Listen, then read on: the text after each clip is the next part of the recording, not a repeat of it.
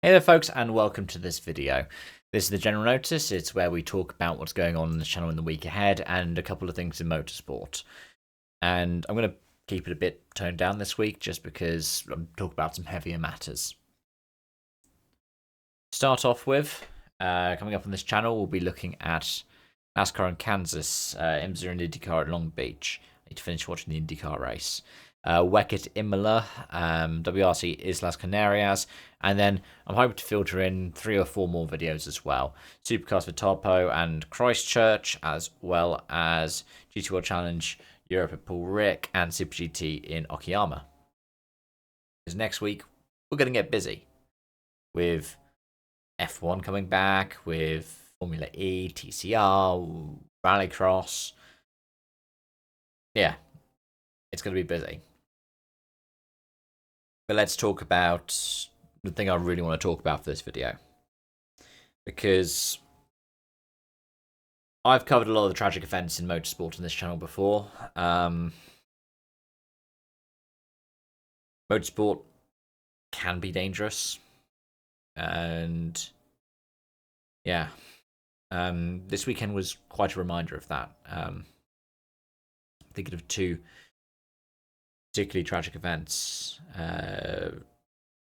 Many of you will have heard about the accident in the Nürburgring on the Nordschleife during the ADAC 24-hour qualifiers, which claimed the life of Juha Mietonen and injured a handful of others.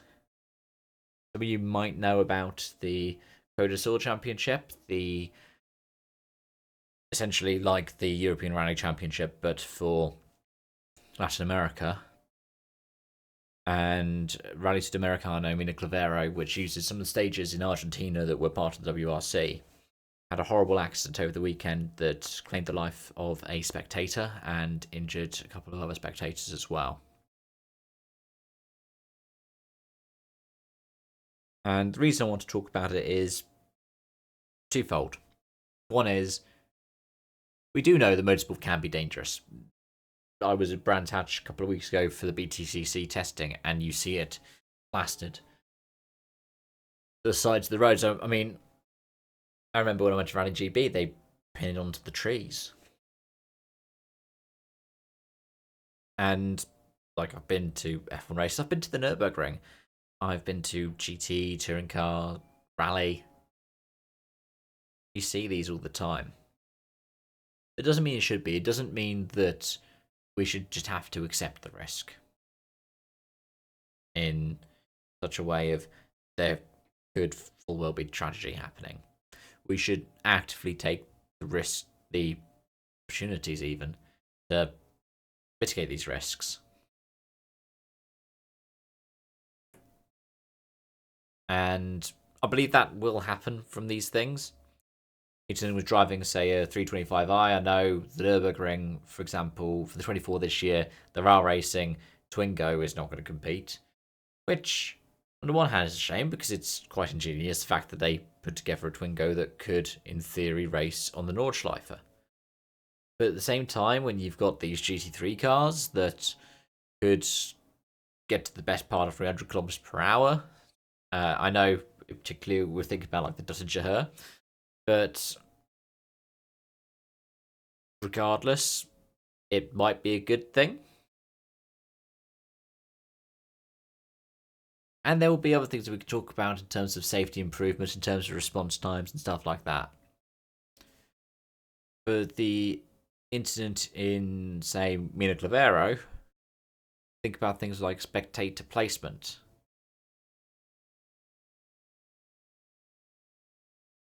I would say that I'm fortunate not to have seen crash that ended Mietonen's life, but unfortunately I opened up social media at one point and saw the rallying accident, Mina Clavero.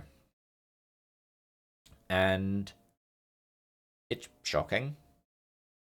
I would say that it is only human that you are shocked by these things.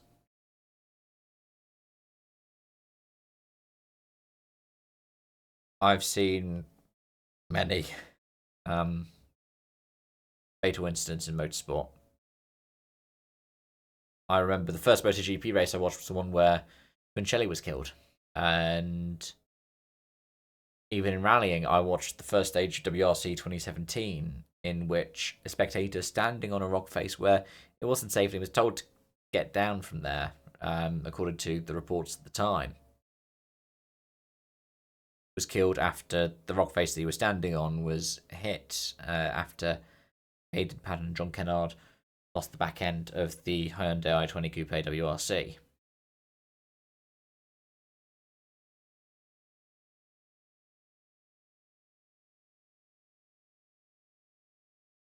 It's something where we need to figure out the lessons that we can learn from it and what we can take away from it. And while we're there, with something else in my mind, there are other lessons that we can take away from it as well, which is to do with coverage. Now, I'm assuming a lot of you watching this video will already know where I'm going to go with this. There was a lot of coverage of the tragedy of the Nürburgring over the weekend, which revolved around Max Verstappen. Whether he released a statement, whether he was involved, and whether he was on track, or Max Verstappen Nürburgring race, Max Verstappen Nürburgring 24 race, and stuff like that. We all know why they're doing it. These outlets are doing it to get the clicks, to get the attention, to try to put themselves up in an algorithm because the SEO or the AI says you need to include these buzzwords.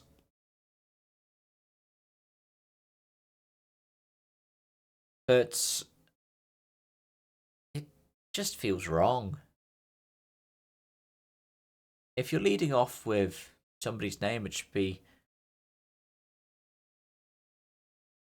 say, person who tragically lost their life.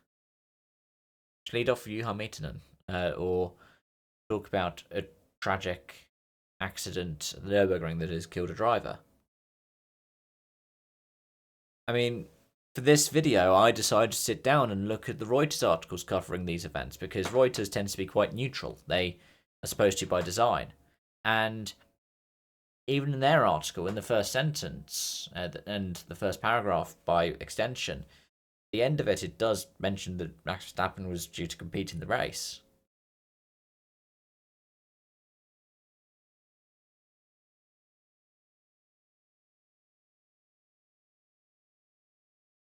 But leading off with somebody else, I don't think it's all that fair.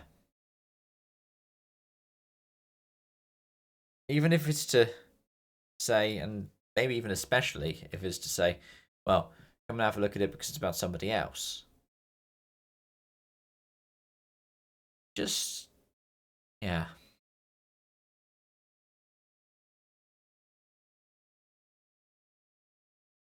You haven't seen with the Mina Clavero crash that it named somebody who was competing in the event. It didn't name the spectator, and there are probably various reasons why you wouldn't do that. Maybe the family doesn't want it to be known. Maybe they don't yet have contact with the family to inform them.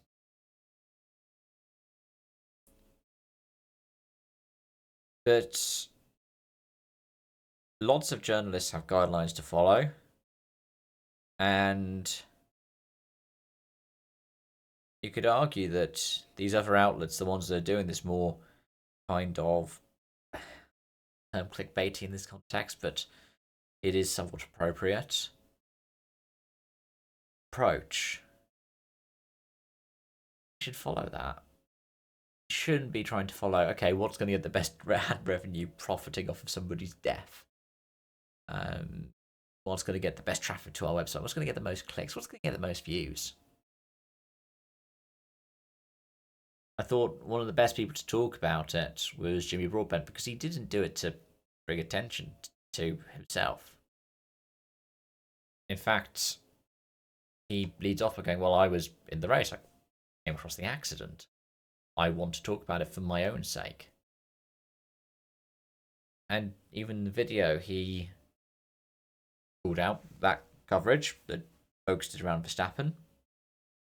And even with Miettinen, he didn't try to go, well, I knew the guy and we'd been friends for years or something like that. He said, I knew who he was. We probably didn't meet.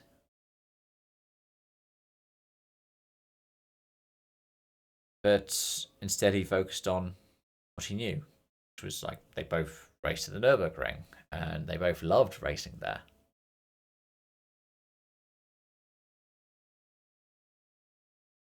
And I think that's how a lot of this should be. Not, oh, the Max Verstappen 24-hour race thing.